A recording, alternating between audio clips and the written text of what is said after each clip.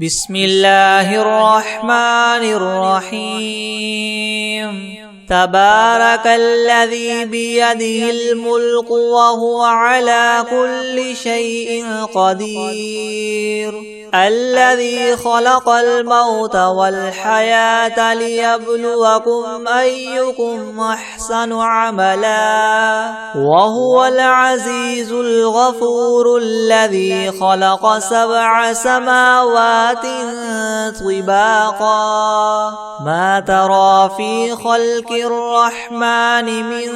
تفاوت فارجع البصر هل ترى من فطور ثم ارجع البصر كرتين ينقلب إليك البصر خاسئا وهو حسير ولقد زينا السماء الدنيا بمصابيح وجعلناها رجوما للشياطين وأعتدنا لهم عذاب السعير وللذين كفروا بربهم عذاب جهنم وبئس المصير إذا ألقوا فيها سمعوا لها شهيقا وهي تفور تكاد تميز من الغيظ كلما ألقي فيها فوج سألهم خزنتها ألم يأتكم نذير قالوا بلى قد جاءنا نذير فكذبنا وقلنا ما نزل الله من شيء إن أنتم إلا في ضلال كبير وقالوا لو كنا نسمع أو نعقل ما كنا في أصحاب السعير فاعترفوا بذنبهم فسحقا لأصحاب السعير إن الذين يخشون ربهم بالغيب لهم مغفرة وأجر كبير وأسروا قولكم أو اجهروا به إنه عليم بذات الصدور ألا يعلم من خلق وهو اللطيف الخبير هو الذي جعل لكم الأرض ذلولا فامشوا في مناكبها وكلوا من رزقه وإليه النشور أأمنتم من في السماء أن يخسف بكم الأرض فإذا هي تمور أم أمنتم من في السماء أن يرسل عليكم حاصبا فستعلمون كيف نذير ولقد كذب الذين من قبلهم فكيف كان نكيري ولم يروا إلى الطير فوقهم صافات ويقبض ما يمسكهن إلا الرحمن إنه بكل شيء بصير أمن هذا الذي هو جند لكم ينصركم من دون الرحمن إن الكافرون إلا في غرور أمن هذا الذي يرزقكم إن أمسك رزقه بل لجوا في عتو ونفور أفمن يمشي مكبا على وجهه يهدى أمن يمشي سويا على صراط مستقيم قل هو الذي ينشاكم وجعل لكم السمع والأبصار والأفئدة قليلا ما تشكرون قل هو الذي ذراكم في الأرض وإليه تحشرون ويقولون متى هذا الوعد إن كنتم صادقين قل إنما العلم عند الله وإنما أنا نذير مبين فلما رأوه زلفة سيئت وجوه الذين كفروا وقيل هذا الذي كنتم به تدعون قل أرأيتم إن أهلكني الله ومن معي أو رحمنا فمن يجير الكافرين من عذاب أليم قل هو الرحمن آمنا به وعليه توكلنا فستعلمون من هو في ضلال مبين قل أرأيتم إن أصبح ماؤكم غورا فمن يأتيكم بماء معين بسم الله الرحمن الرحيم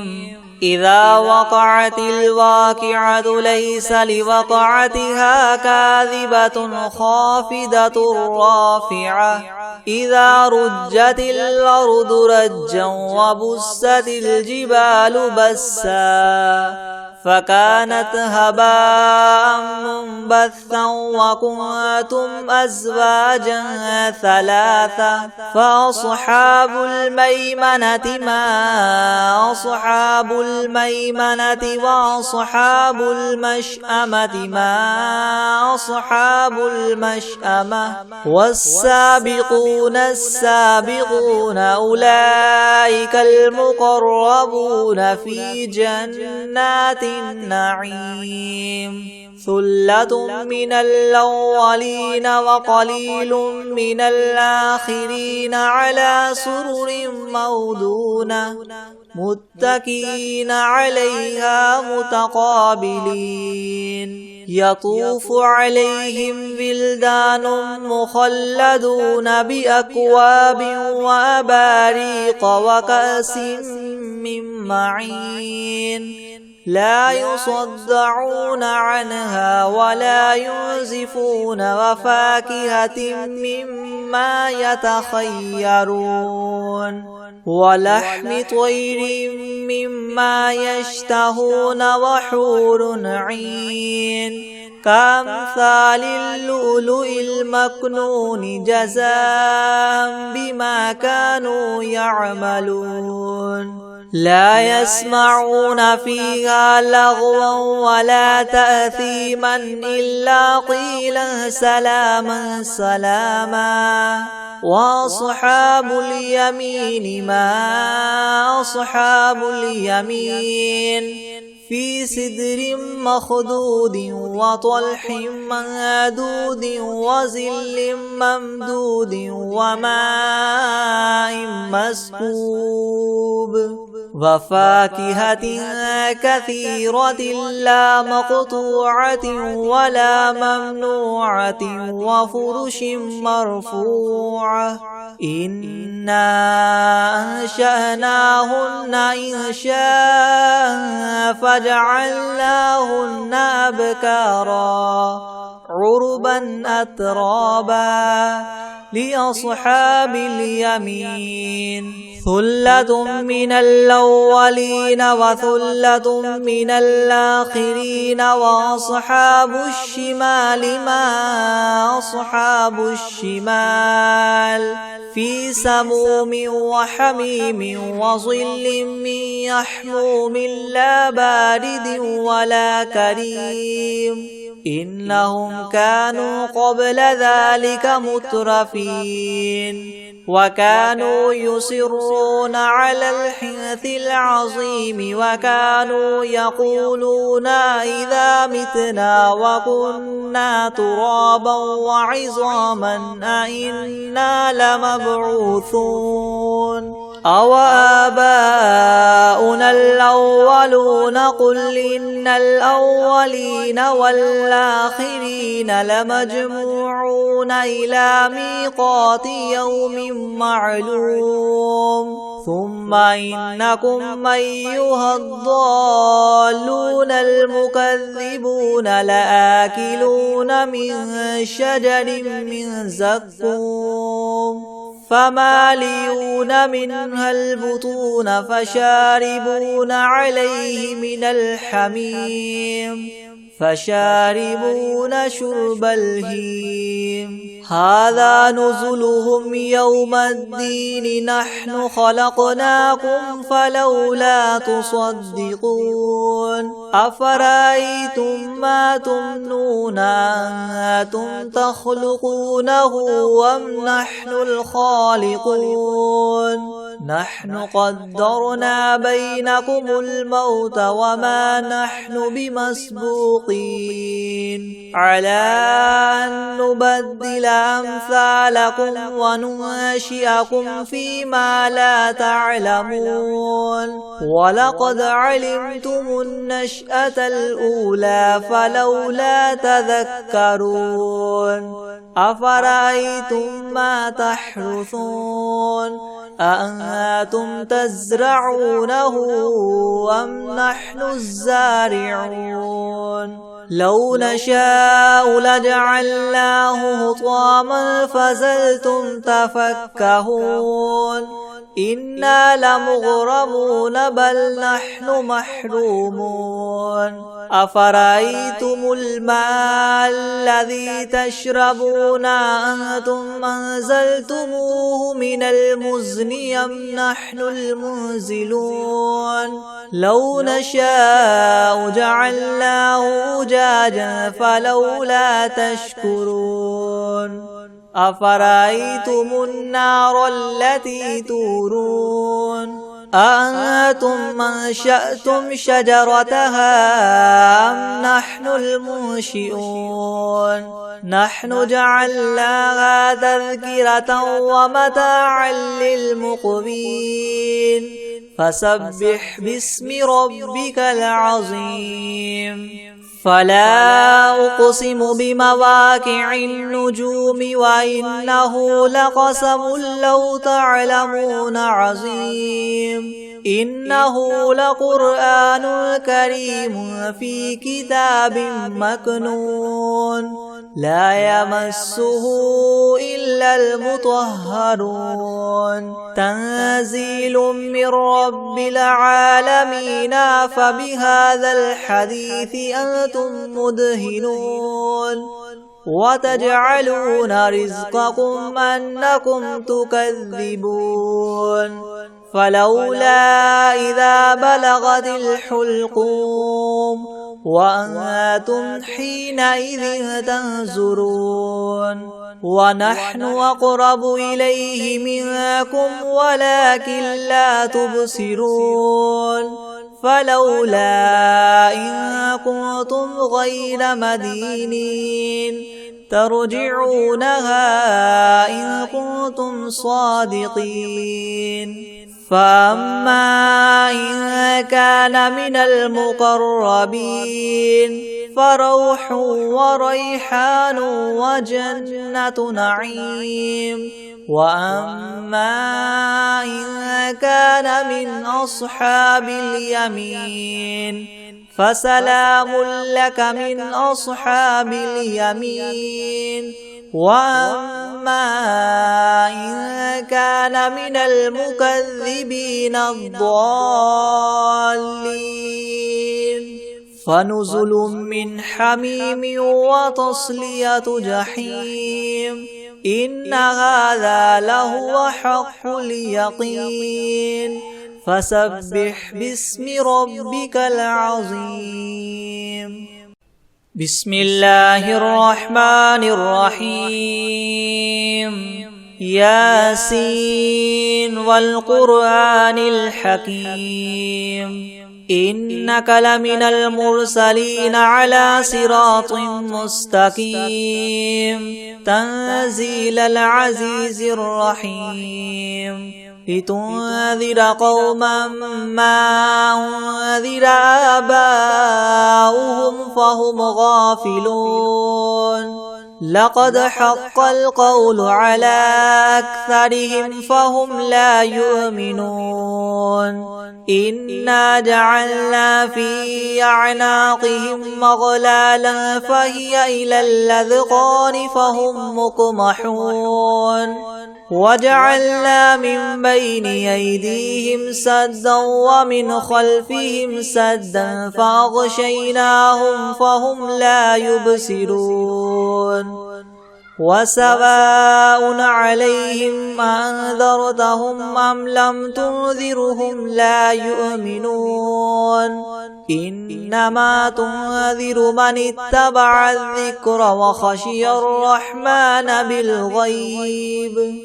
فبشره بمغفرة وأجر كريم إنا نحن نحيي الموتى ونكتب ما قدموا وآثارهم وكل شيء أحصيناه في إمام مبين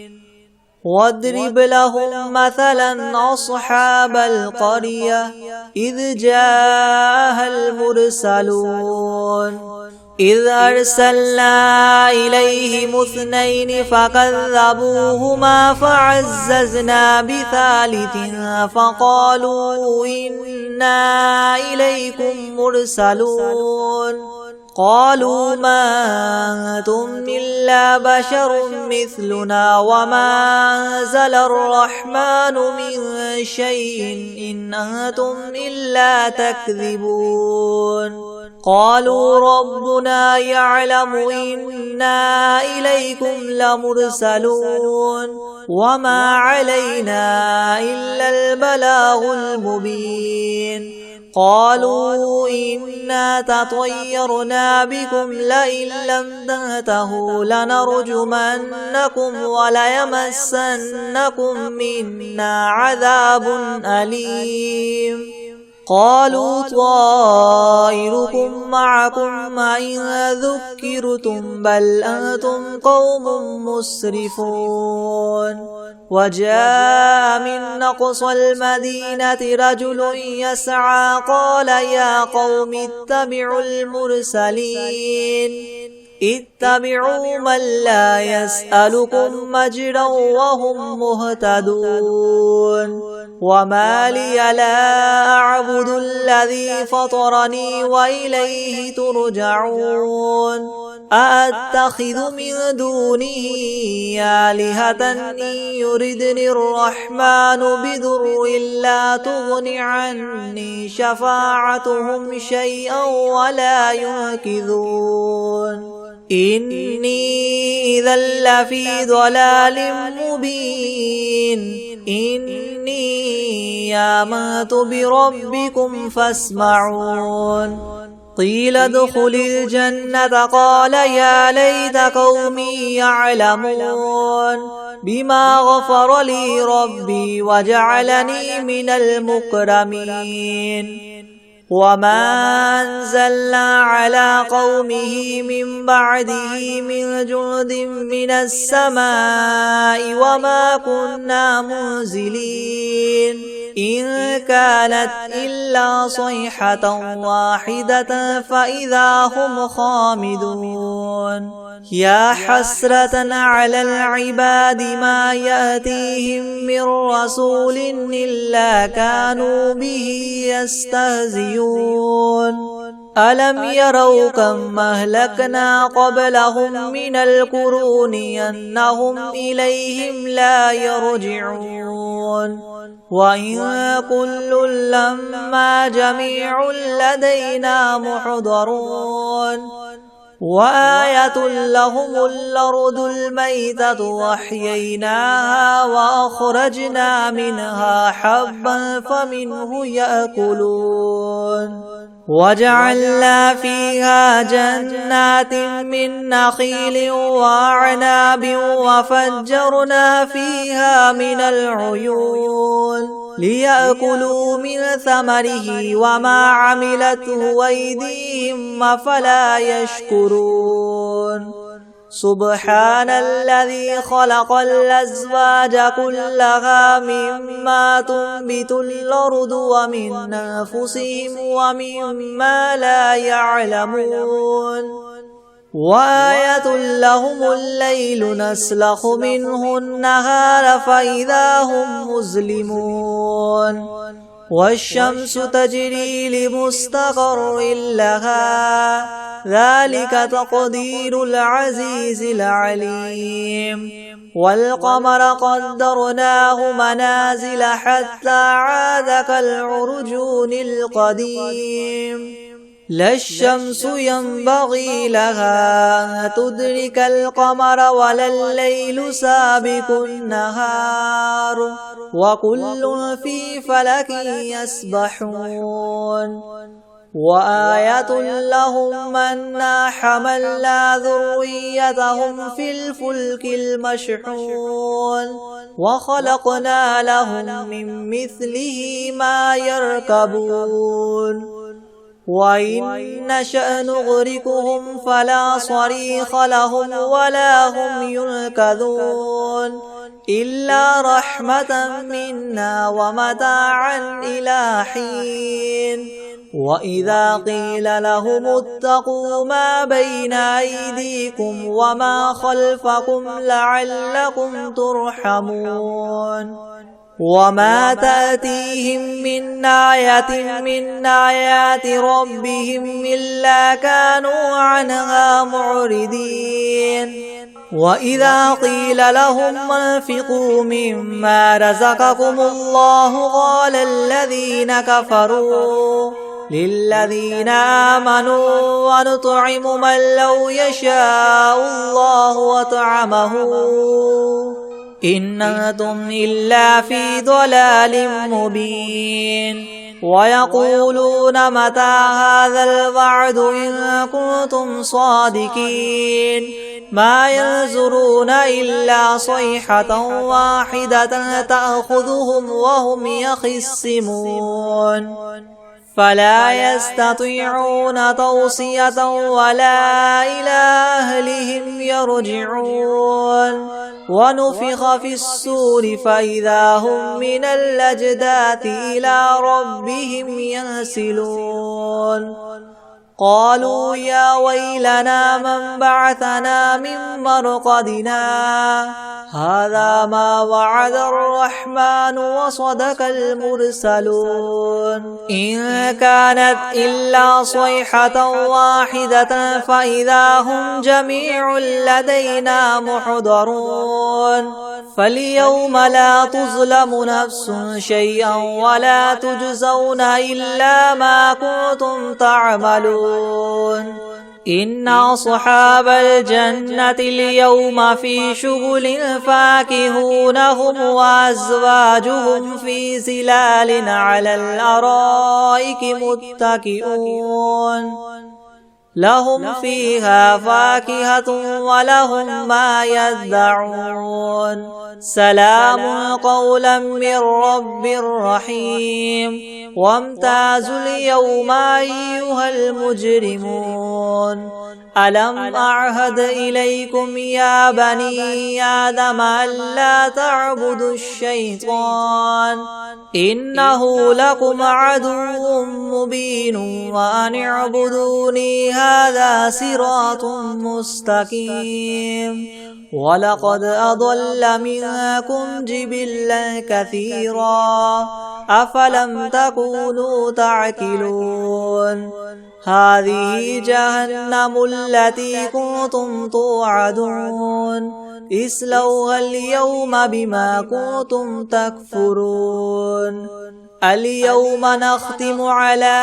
أفواههم وتكلمنا أيديهم وتشهد أرجلهم بما كانوا يكسبون ولو نشاء لطمسنا على أعينهم فاستبقوا الصراط فأنى يبصرون ولو نشاء لمسخناهم على مكانتهم فما استطاعوا مضيا ولا يرجعون ومن نعمره ننكسه في الخلق أفلا يعقلون وما علمناه الشعر وما ينبغي له إن هو إلا ذكر وقرآن مبين لينذر من كان حيا ويحق القول على الكافرين أولم يروا أنا خلقنا لهم مما عملت أيدينا أنعاما فهم لها مالكون وذللناها لهم فمنها ركوبهم ومنها يأكلون ولهم فيها منافع ومشارب أفلا يشكرون واتخذوا من دون الله آلهة لعلهم ينصرون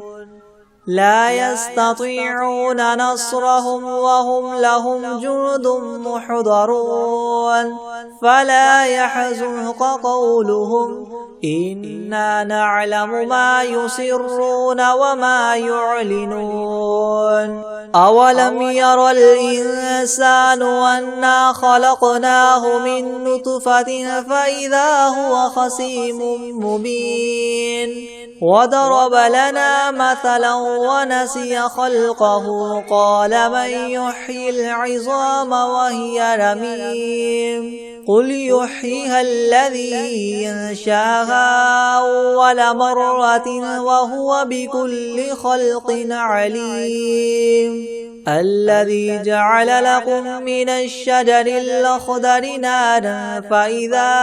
أنتم منه توقدون أوليس الذي خلق السماوات والأرض بقادر على أن يخلق مثلهم بلى وهو الخلاق العليم إنما أمره إذا أراد شيئا أن يقول له كن فيكون فسبحان الذي بيده ملكوت كل شيء وإليه ترجعون بسم الله الرحمن الرحيم تبارك الذي بيده الملك وهو على كل شيء قدير الذي خلق الموت والحياة ليبلوكم أيكم أحسن عملا وهو العزيز الغفور الذي خلق 7 سماوات طباقا ما ترى في خلق الرحمن من تفاوت فارجع البصر هل ترى من فطور ثم ارجع البصر كرتين ينقلب إليك البصر خاسئا وهو حسير ولقد زينا السماء الدنيا بمصابيح وجعلناها رجوما للشياطين وأعتدنا لهم عذاب السعير وللذين كفروا بربهم عذاب جهنم وبئس المصير إذا ألقوا فيها سمعوا لها شهيقا وهي تفور تكاد تميز من الغيظ كلما ألقي فيها فوج سألهم خزنتها ألم يأتكم نذير قالوا بلى قد جاءنا نذير فكذبنا وقلنا ما نزل الله من شيء إن أنتم إلا في ضلال كبير وقالوا لو كنا نسمع أو نعقل ما كنا في أصحاب السعير فاعترفوا بذنبهم فسحقا حقا لأصحاب السعير إن الذين يخشون ربهم بالغيب لهم مغفرة وأجر كبير وأسروا قولكم أو اجهروا به إنه عليم بذات الصدور ألا يعلم من خلق وهو اللطيف الخبير هو الذي جعل لكم الأرض ذلولا فامشوا في مناكبها وكلوا من رزقه وإليه النشور أأمنتم من في السماء أن يخسف بكم الأرض فإذا هي تمور أم أمنتم من في السماء أن يرسل عليكم حاصبا فستعلمون كيف نذير ولقد كذب الذين من قبلهم فكيف كان نكير أولم يروا إلى الطير فوقهم صافات ويقبضن ما يمسكهن إلا الرحمن إنه بكل شيء بصير أمن هذا الذي هو جند لكم ينصركم من دون الرحمن إن الكافرون إلا في غرور أمن هذا الذي يرزقكم إن أمسك رزقه بل لجوا في عتو ونفور أفمن يمشي مكبا على وجهه أهدى أمن يمشي سويا على صراط مستقيم قل هو الذي ينشأكم وجعل لكم السمع والأبصار والأفئدة قليلا ما تشكرون قل هو الذي ذراكم في الأرض وإليه تحشرون ويقولون متى هذا الوعد إن كنتم صادقين قل إنما العلم عند الله وإنما أنا نذير مبين فلما رأوه زلفة سيئت وجوه الذين كفروا وقيل هذا الذي كنتم به تدعون قل أرأيتم إن أهلكني الله ومن معي أو رحمنا فمن يجير الكافرين من عذاب أليم قل هو الرحمن آمنا به وعليه توكلنا فستعلمون من هو في ضلال مبين قل أرأيتم إن أصبح ماؤكم غورا فمن يأتيكم بماء معين بسم الله الرحمن الرحيم إذا وقعت الواقعة ليس لوقعتها كاذبة خافضة رافعة إذا رجت الأرض رجا وبست الجبال بسا فكانت هباء منبثا وكنتم أزواجا ثلاثة فأصحاب الميمنة ما أصحاب الميمنة وأصحاب المشأمة ما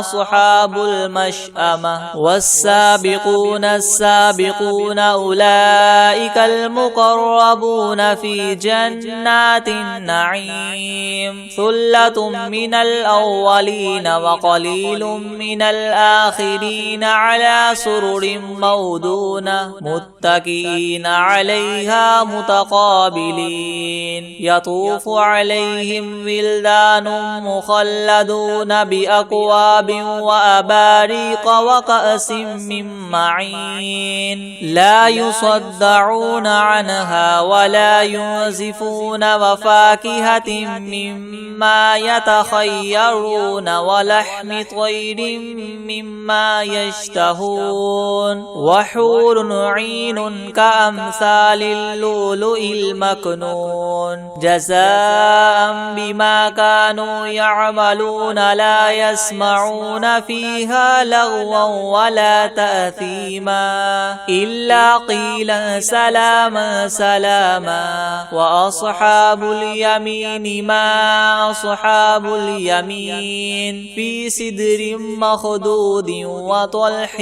منضود وظل ممدود وماء مسكوب وفاكهة كثيرة لا مقطوعة ولا ممنوعة وفرش مرفوعة إنا أنشأناهن إنشاء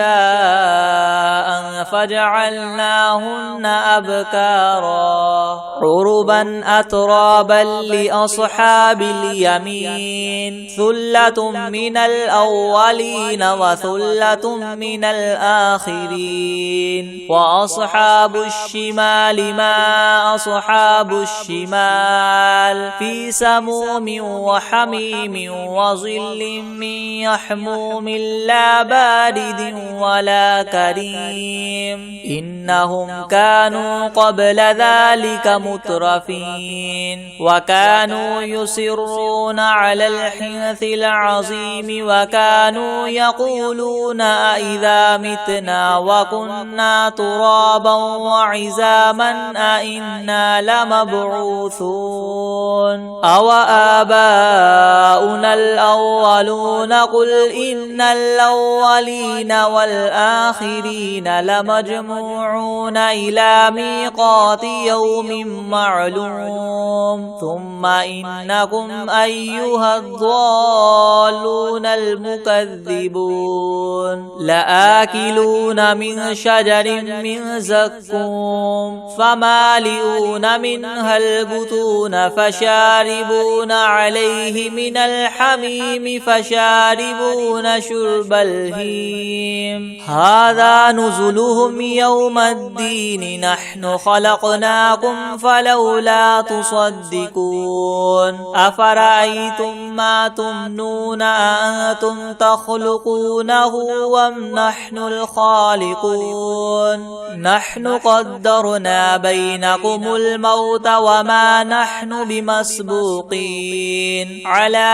أن نبدل أمثالكم وننشئكم فيما لا تعلمون ولقد علمتم النشأة الأولى فلولا تذكرون أفرأيتم ما تحرثون أأنتم تزرعونه أم نحن الزارعون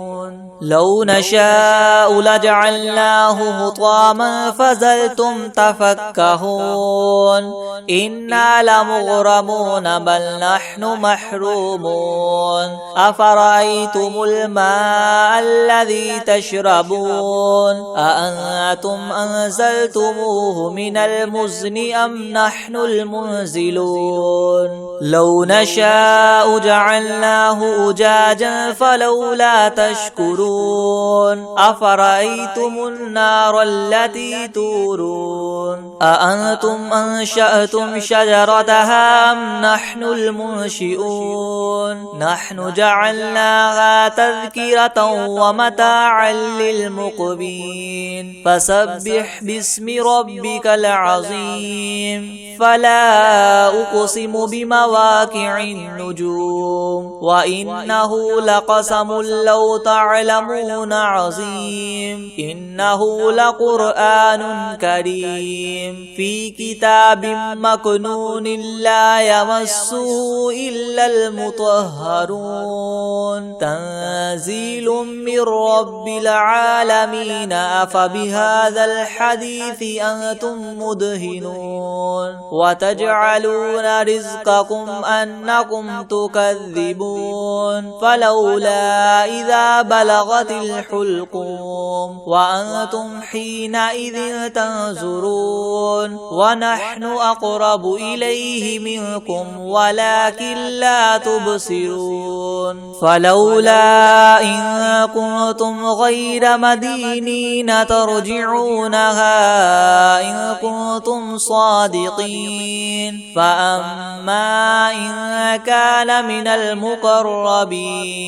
فروح وريحان وجنة نعيم وأما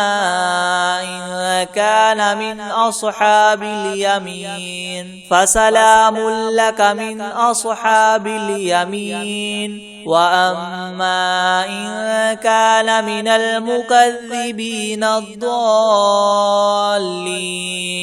فنزل من حميم وتصلية جحيم إن هذا لهو حق اليقين فسبح باسم ربك العظيم.